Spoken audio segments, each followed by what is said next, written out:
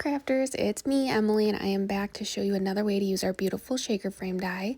So obviously you can use it here to make a shaker card like you've seen with our wildflowers shaker frame die bundle, but that's going quick. So I wanted to show you how to make this card where it's a little bit just more dimensional and framed. It's a lot of fun. You can add whatever embellishments you'd like. And today I have the Fleur D pattern paper 6x6 from Catherine Pooler. We have this in shop and it comes with all these different patterns, 3 different papers of each pattern, and they're all super pretty and bright, perfect for springtime and even going into summer. I just love these greens and purples. So I accidentally turned my camera off and cut these frames out. So now I am running this through with the Doily. I had a separate 6x6 paper pad, an older one that has these cute little sayings in it, and this has a little bit smaller, so I cut some of the image off, but it still looks good. So I wanted to cut another frame for you guys so you could see. I decided to do the frame and the doily at once because a customer asked me if you could do that, and you most definitely can. And then you can take the shaker frame out like so. You can use your tweezers and voila, there it is. It looks fantastic. Even with pattern paper, you can still see the beautiful embossed design. So now I'm just going to go through. I like to make these types of cards with a bit of journaling cards. So I'm going to make 2 different versions for you today. And then I really like this purple one a lot because I like the darker color and I feel like it's not too busy of a pattern, where this one's a little bit busier. So I have my A2 liner die, and I'm going to start with this purple one because I know what I want. And I'm actually using some crafty power tape because my paper's a little warped. It got wet. Just an older paper pad I had. And I'm moving this in a spot where when I put this frame on here perfectly, because it lines up perfectly with our A2 liner die, it's going to be as centered as possible. So now I'm putting some thin foam squares on the back here. I ran out of the big ones, so that's why you see a bunch of little ones. And then I'm just going to line it up with that A2 card base we got here and smush it down.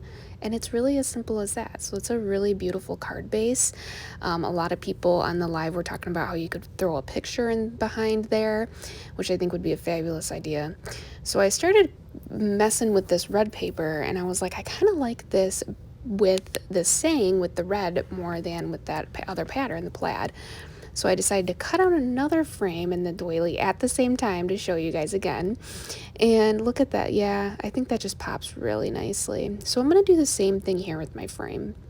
I'm going to put the thin squares on the back here. I grabbed some more of the large ones and then some skinny ones on the sides. And I'm just actually going to put this right down on my white A2 liner card base. So this is different than the other one. We don't have the image down first. I cut that one out with the doily, remember, so it's going to fit inside of it. So what I'm going to do is, these are the regular 3D foam squares, so they're double the size of the thin.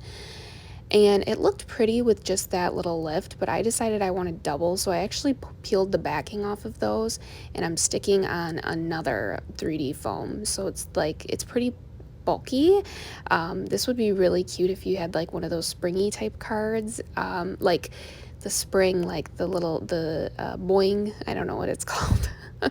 But anyway, like the pop-up would be super cute. One of my retailers mentioned that. And so now it's time to kind of decorate our frames, and I made a bunch of flowers off camera, and these are just from like punched flowers I have. If you have die cut flowers, obviously you can use those. And then I'm going to go through with my Tim Holtz. This is the tool from Tim Holtz and Sizzix where you can go through and kind of embellish your flowers and make them curve out a little bit more. And this is a ton of fun to do to add some dimension. So I'm going to walk you through this and add some foam squares onto the back of each one, and enjoy.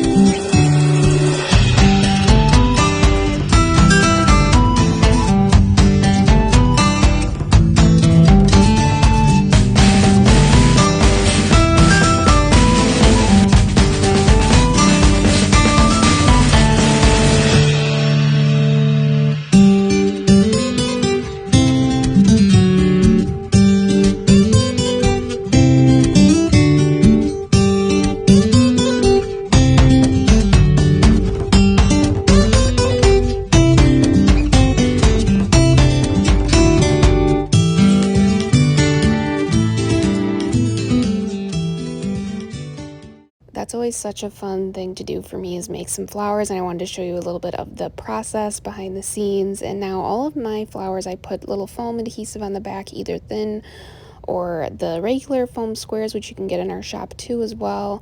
And now all I have to do is kind of decorate and place them around, which is the best part. So I feel like when I designed the shaker frame die, I really wanted it to be simple, so you could add whatever you want onto it as well. So imagine this in the fall, and you could add leaves or pumpkins. You can just do whatever you wish with it. So it's kind of nice because it has a really pretty delicate detail, but it also can be very versatile. Like in the winter, you could do snowflakes, stuff like that. So I really love these flowers. It looks so beautiful. And then there's that beautiful frame. This is a really simple technique to use.